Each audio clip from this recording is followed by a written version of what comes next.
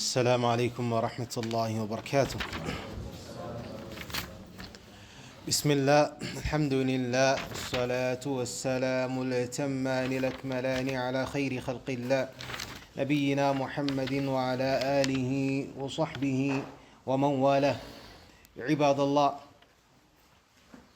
ishimwe ikuzo bikwiriye Allah subhanahu wa ta'ala, amahoro n'imigisha nibisakari kosozereje n'abahanuzi nabiyina Muhammadin sallallahu alayhi wa sallam, nabiwe n'abasangiranye ndobe n'abamukurikiye n'abazakomeza kumukurikira kuzageza ku munsi mperuka. Dusaba Allah subhanahu wa ta'ala ko twese yadushira muri abo ngabo, Allahumma amin. Ibadallah, bagaragu ba Allah subhanahu wa ta'ala, turakomeza uyu munsi n'isomo ryacu mu gitabo al-kabair, gitabo al-kabair, ibyaha bikuru, igitabo cya Abu Abdillah Muhammad ibn Ahmad ibn Uthman ibn Qaymaz al-Dhahabi, Allah subhanahu wa ta'ala amugirire impuhwe. Bagaragu ba Allah subhanahu wa ta'ala, twabonye ko twiga ibigendanye n'ibyaha bikuru mu rwego rwo kugira ngo tubyirinde, kubera ko ntabwo umuntu ashobora kwirinda ikintu atakizi.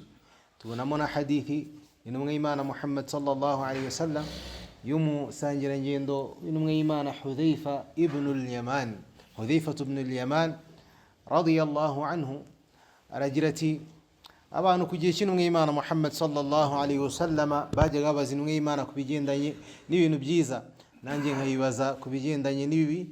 Nta kindi mbibarije ari ugutinya ko bishobora kuba byambaho. Iyi niyo mpamvu twiga iri somo, kugira ngo natwe tube kure n'ibi byaha, ntibizigere bitubaho cyangwa se ntituzigere tubigwamo. Qala rahimahullahu ta'ala, umwanditsi Allah subhanahu wa ta'ala mugirire impuhwe aragira ati al-kabiratu thaniya, icyaha gikuru cya kabiri. Qala ta'ala al-kabiratu thaniya qatlu an-nafs, icyaha gikuru cya kabiri kwica. Icyo kiri mu bimwe mu byaha bikuru tuziririzwa n'Ubuislamu. يقول الله جل وعلا، الله سبحانه وتعالى في آية النساء، مريونك من سورة النساء رجلتي: ومن يقتل مؤمنا متعمدا فجزاؤه جهنم خالدا فيها وغضب الله عليه ولعنه وأعد له عذابا عظيما. Allah subhanahu wa ta'ala muri no aya ntagati farigirati: ومن يقتل مؤمنا, nuzica umwemeramana abigambiriye, uwo nguwo ingororano ze nta zindi ni umuriro. Uwo nguwo ingororano ze nta zindi ni ukujya mu muriro wa jahannam, akazabamo kandi ubuziraherezo. Si ukujyamo gusa, hari ukuzajya mu muriro wa jahannam, kuko hari abantu bazajya mu muriro wa jahannam bawusohokemo, hari n'abazajya mu muriro wa jahannam bawe mu buziraherezo. Wakoze kino cyaha rero we, Allah subhanahu wa ta'ala akomeza agira ati khalidan fiha, uyazawuba mu buziraherezo. Si nibyo gusa, ahubwo wa ghadiba Allahu alayhi, nanone Allah subhanahu wa ta'ala azamurakarira. Byonyine uburakari bwa Allah subhanahu wa ta'ala buhagije kuba bwaba igihano nabwo. Si nibyo gusa, wa la'anahu, nanone Allah subhanahu wa ta'ala mugira ikivume amuvume, wa a'adda lahu adhaban azima. Hamwe n'ibyo byose Allah subhanahu wa ta'ala yavuze, nanone Allah aragira ati kandi twamuteguriye ibihano bihambaye, kuvuga ngo harimo umuriro n'ibyo byose, ndetse n'ibindi bihano bihambaye mu muriro namara kugeramo. قال الشيخ السعدي رحمه الله تعالى، الشيخ السعدي الله سبحانه وتعالى مجرم ورجلتي: لا يصدر قتل المؤمن من المؤمن. Atubusanzwe ntabwo byagakwiriye kubaho kumwemera yica umwemera mugenzi we. Wa dhikru huna wa'idul qatil amdan wa'idun tarjufu lahu alqulub wa tansadi'u lahu alafida. Kuvuga byonyine ibihano bizaba ku muntu uzica umwemeramana mugenzi we ni ibintu biteye ubwoba, bituma umuntu agira ubwoba umutima we, ndetse akumva atanatekanye, kubera ko ubusanzwe ntabwo byumvikana ko umwemeramana akwiriye kwica umwemeramana mugenzi we. فلم يرد في أنواع الكبائر أعظم من هذا الوعيد. ntabwo byigeze bigaragara muri bino byaha byose bikuru tuzavuga isezerano ry'ibihano Allah subhanahu wa ta'ala yageneye umuntu rirenze cyangwa se rimeze nk'iri ngiri tuvuze ku kwica umwemeramana mugenzi wawe. Ala wa huwa al-ikhbaru bi anna jazaohu jahannam, ari byo kuba Allah subhanahu wa ta'ala yaravuze ko uwakoze iki cyaha azamuha umuriro, azamushyira mu muriro wa jahannam. Iki nicyo cyaha kiri mu byaha bikomeye bina ndenga kamere umutima w'umuntu kwakira bigugora. Waqala ibadallah جل في علاه نانوني الله سبحانه وتعالى كجرتي والذين لا يدعون مع الله إلها آخر ولا يقتلون النفس التي حرم الله إلا بالحق ولا يزنون ومن يفعل ذلك يلقى أثاما. نانوني الله سبحانه وتعالى في آية الفرقان أيوة كمل صوت الفرقان آية يميرون قتنتون مناني وجرى كل آمرون قرين الله سبحانه وتعالى رجلتي والذين لا يدعون مع الله إلها آخر نبا باندي هنگا الله سبحانه وتعالى وريكو فوق عباد الرحمن أبا قرقوا نيري مهي أبا قرقوا الله سبحانه وتعالى لما رجل فوق إبارا هنگا كفوقكو ni naba bandi batagira ikindi basaba banagaragira uretse Allah subhanahu wa ta'ala, batagira ikindi bagaragira hamwe na Allah subhanahu wa ta'ala. Wala yaqtuluna an-nafsa, kandi nanone ntibice urengana, ntibice umuntu urengana, illa bil haqqi wala yaznuna, keretse bishe utarengana. Mu Islam biremewe mu mateko w'Islam kwica bamwe mu bantu, nko kwica quta'u turuq, nko kwica abataye bagatana bakava mu dini. Uw'islamu mateko w'islamu abo ngabo nabo baricwa. Niyo mpamvu Allah subhanahu wa ta'ala agira ati wala yaqtuluna an-nafsa, nabwo bica uretse abo bishe bari mu kuri bakwiriye kwicwa, cyangwa se abantu agatsiko kiyomoye kuba Islamu kakanga kubumvira kakabarwanya, ako ngako gashobora nako kwicwa. Cyangwa se uwasambanye ari umugore aricwa, cyangwa se umugabo uwasambanye yarashatse ari umufite umugore cyangwa se undi afite umugabo, abo ngabo mu Islamu baricwa. ومن يفعل ذلك يلقى أثاما, none uzakora ibyo byose Allah subhanahu wa ta'ala aragira ati uzakora ibyo byose tumaze kuvuga, agakora ibi byaha byose azahura n'ibihano bya Allah subhanahu wa ta'ala. Yudha'af lahu al'adhabu, azakubirwa ibihano يوم القيامة كمونسي مروكا كان ويخلد فيه مهانا أنبي مريرو والله سبحانه وتعالى ووزيره رزو كان رسوز قريته إلا من تاب. الله سبحانه وتعالى قيتهين هرنزيزا babandi Allah ahangaha abashaka kwerekana, anashaka kwereka abantu ko Allah atariho kugira ngo ahane abantu, ahubwo Allah subhanahu wa ta'ala ariho kugira ngo aburire abantu bakore ibyiza, ababikora abagororerwe, abatabikora nabo bagerweho n'ibihano bya Allah subhanahu wa ta'ala. Akagira ati illa man taba, uretse babandi bicujije, wa amana bakanemera, wa amila amalan saliha barangiza bakarangwa no gukora ibikorwa byiza. Wa yaqulu Allahu jalla wa ala, nanone Allah subhanahu wa ta'ala akagira ati من أجل ذلك كتبنا على بني إسرائيل أنه من قتل نفسا بغير نفس أو فساد في الأرض فكأنما قتل الناس جميعا ومن أحياها فكأنما أحيا الناس جميعا.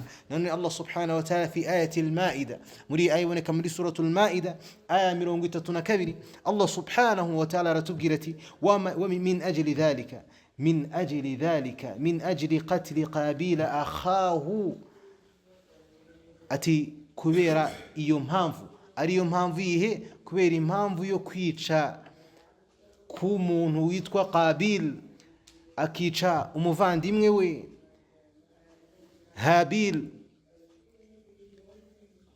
A'lamna bani Israil, abana ba Adam babiri bakaba bari mu bantu ba mbere babayeho nyuma ya Adam yabyaye abana babiri b'abahungu, amwe amwita Qabil undi amwita Habil.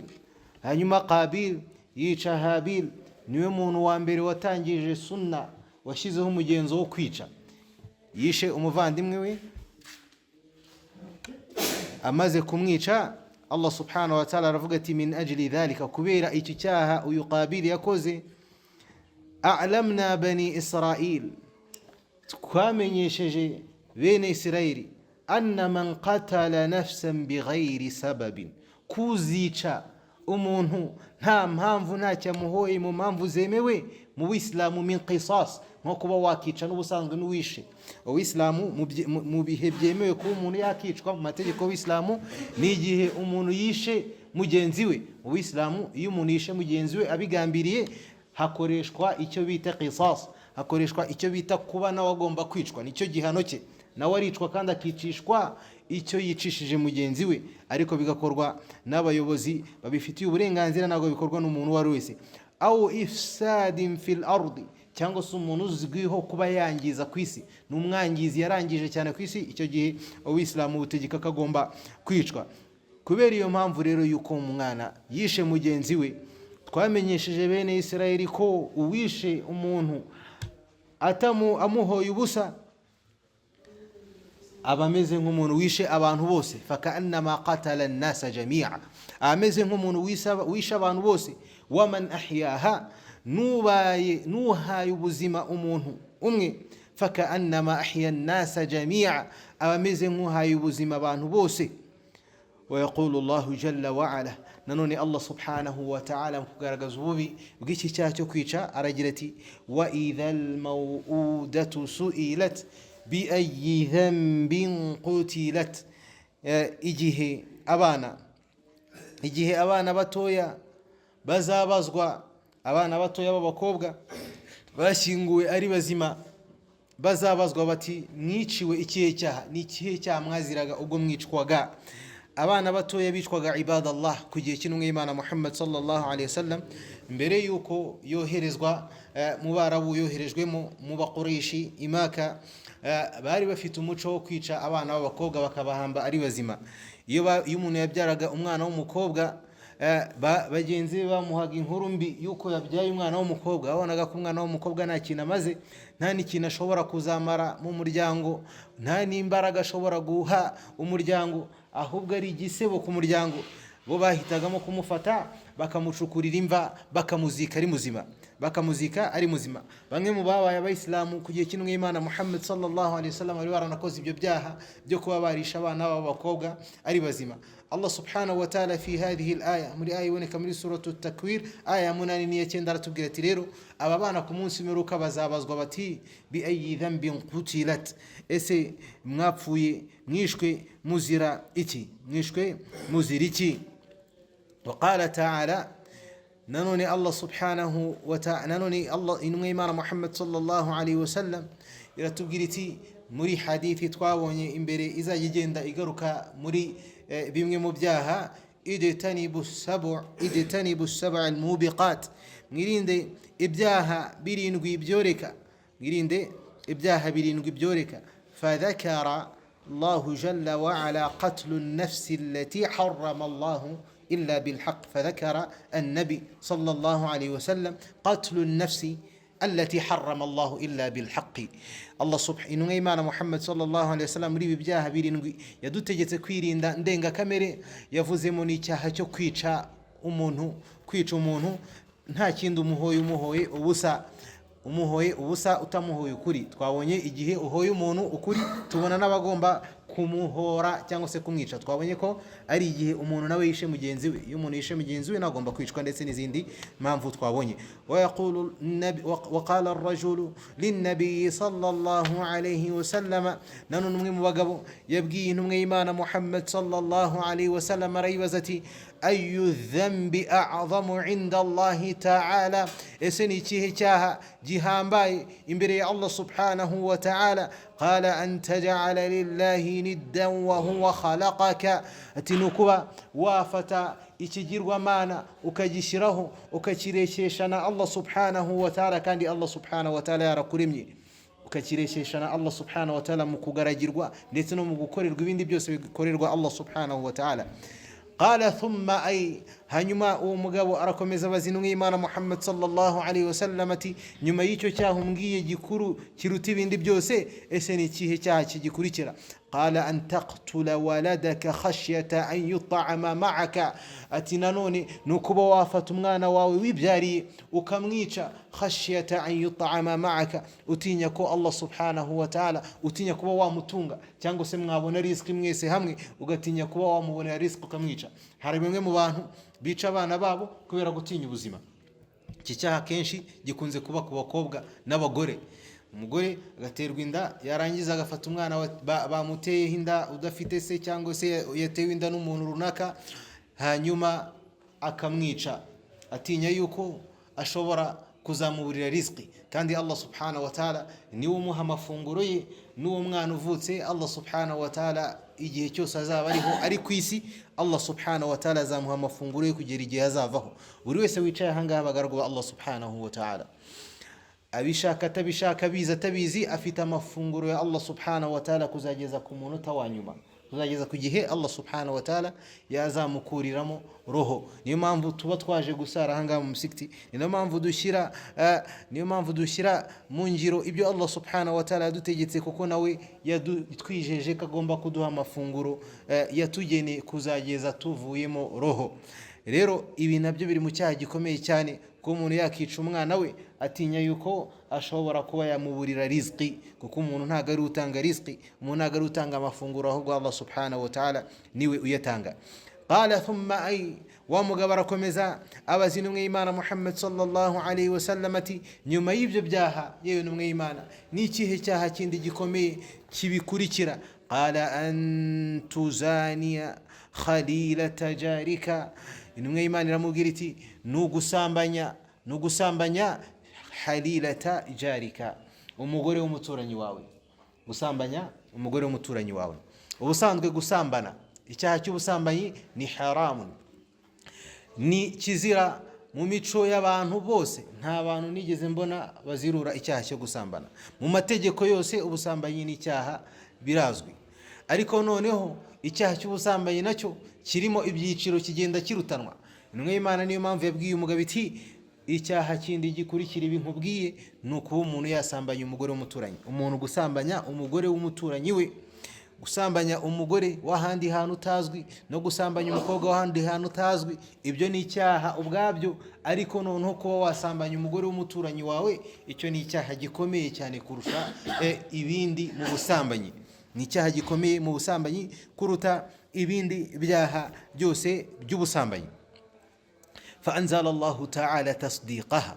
maze Allah subhanahu wa ta'ala mu kugaragaza ibi bintu intumwa y'Imana yarivuze amanura umurongo wa Qur'ani ugira uti walladhina la yad'una ma'a Allahi ilahan akhara twabonye babagaragu ba Allah subhana ba nyiri muhwe ni babandi batagaragira ikindi cyari cyo cyose uretse Allah subhanahu wa ta'ala badasabundi hamwe na Allah subhanahu wa ta'ala wala yaqtuluna an-nafsa ndetse nibanice bice umuntu uzira ubusa keretse igihe ari mukuri wala yaznuna cyangwa se ngo bakore ubusambanyi waqala sallallahu alayhi wa sallama nanone n'umwimana Muhammad sallallahu alayhi wa sallama iragiriti إذا التقى المسلمان بسيفيهما فالقاتل والمقتول في النار تي أبيسلام babiri iyo bahuye bagahuza inkota zabo zombi barimo bararwana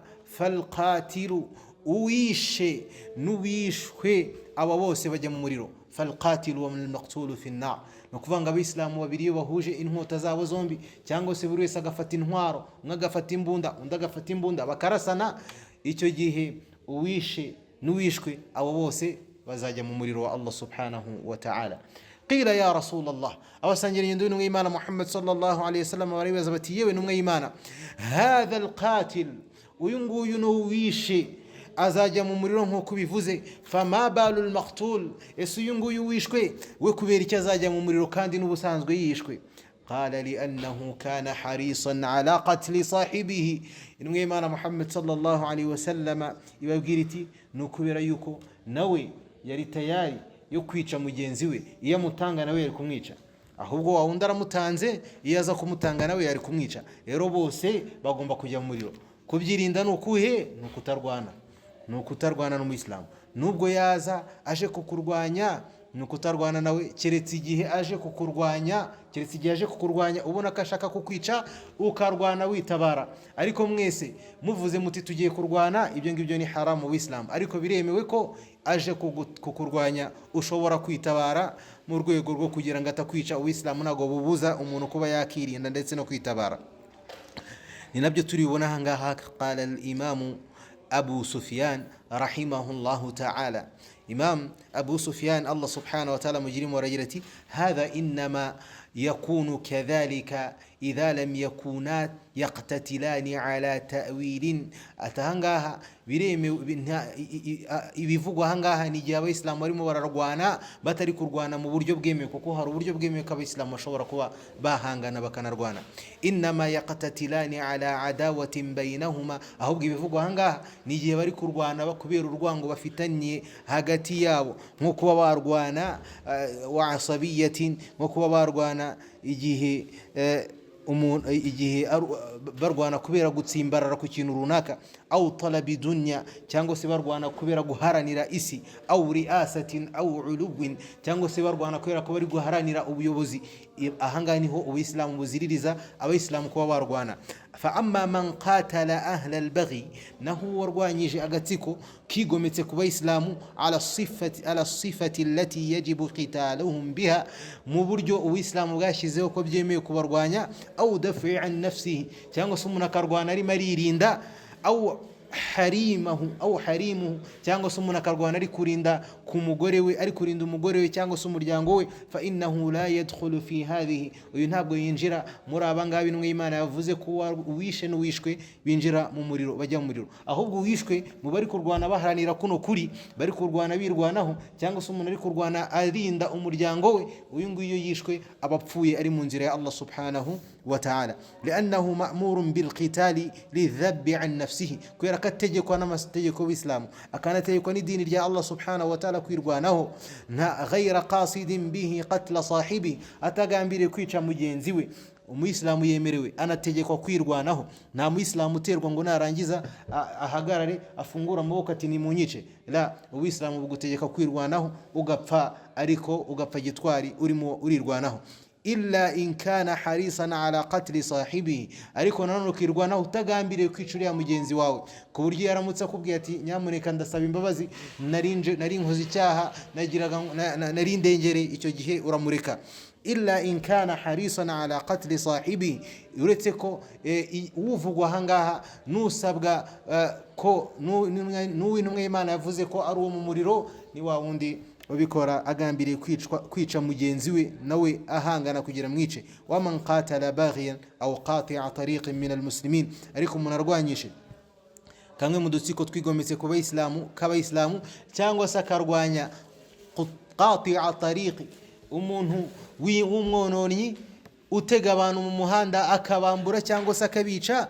Uyu muntu iyo arwanyije akaba ari umuyisilamu, uwo muntu mathalan iyo umurwanyije, icyo gihe ubuislamu nibyo bugusaba, ahubwo ntabwo buri kukurinda, nta nubwo buri kukubuza kubikora, kubera ko n'ubusanzwe umuntu nawe iyo guciye urwaho harakwica, ahubwo bikora urimo urirengera. ولم يتبعه فإن الحديث لم يرد في أهل هذه الصفة، فأما من خالف هذا النعت فهو الذي يدخل في هذا الحديث. أنه هو رينجيري أغا تانا أكا نيرانيا نيبي تفوزي نيوي حديثي تونيرو غوري ميرافوغاهو كو أرومون وممريرو. وقال رسول الله صلى الله عليه وسلم، نحن إيمان محمد صلى الله عليه وسلم في الحديث الذي يرويه البخاري ومسلم، ولحديث ياترنا بخاري ومسلم، ولحديث ذاترسك عبد الله بن عمر، إنه إيمان محمد صلى الله عليه وسلم يجريتي لا ترجعوا بعدي كفارا يضرب بعضكم رقاب بعض. أتي مرميني بانغي مريمين ntimuzigere mwongera ngo mube abahakanyi nyuma yanjye. Mwimana aravuze ati ntimuzigere mwongera ngo mube abahakanyi, muve mu dini nyuma yanjye. Yadribu ba'dakum riqaba ba'd, kubera kwicana, kubera kuba bagenzi banyu bica bagenzi babo. Ahangahe ni Imana yavuze yuko umuntu kwica mugenzi we bishobora kuba impamvu yuko aba ari umuhakanyi. Waqala Rasulullah sallallahu alayhi wa sallam, nani Imana Muhammad sallallahu alayhi wa sallam bil hadith alladhi yarwihi al-Bukhari, muri hadithi yakiriwena al-Bukhari mu gitabo cye, muri hadithi za Abdullah ibn Umar aragirati la yazalu al-abdu fi fushati min dinihi ma lam yusib daman harama, atumwemera Mana aracyatekanye aracyari mu mutekano igihe cyose atarica umuntu. Waqala sallallahu alayhi wa sallama, nani Imana Muhammad sallallahu alayhi wa sallam ikagiriti awwalu ma yuqda bayna an-nas yawm al-qiyamati fi ad-dima'i, urubanza rwa mbere ruzacwa hagati y'abantu ku munsi meruka, urubanza rwa mbere Allah subhanahu wa ta'ala zaca hagati y'abantu ku munsi meruka ni urubanza ruzaba rushingiye ku kwicana no kumena amaraso. Wa fil hadithi anna Rasulullah sallallahu alayhi wa sallam, nani muri hadithi yakiriwe na an-Nasa'i na at-Tabarani mu gitabo cye Mu'jam al-Awsat na al-Bayhaqi mu gitabo cye as-Sunan al-Kubra na al-Albani rahimahullahu ta'ala mu gitabo cye Sahih al-Jami, yavuze ko imvuga rukuri aragirati intumwa y'Imana Muhammad sallallahu alayhi wa sallam yaravuze iti la qatlu mu'minin a'zamu 'inda Allah min zawali ad-dunya, umuntu kwica umwemeramana ibi bintu birakomeye cyane kuruta kuba umuntu yakuraho isi yose, kuruta kuba umuntu yafata isi yose akayoreka, atari ukuvuga ngo yisha abantu ahubwo gufata isi akayoreka. Ibi ngibi biri munsi cyane yo kuba wakica umwemera. Kwica umwemeramana birahambaye kuruta kuba wakuraho isi. Waqala sallallahu alayhi wa sallam, nanone intumwa y'Imana Muhammad sallallahu alayhi wa sallam fi al-hadith alladhi yarwihi al-Bukhari, min hadith yakirina Bukhari min hadith zakirina Abdullah ibn Amr ibn al-As, aratubwirati Imana ravziti al-kabairu al-ishraku billah, gukora ibyaha bikuru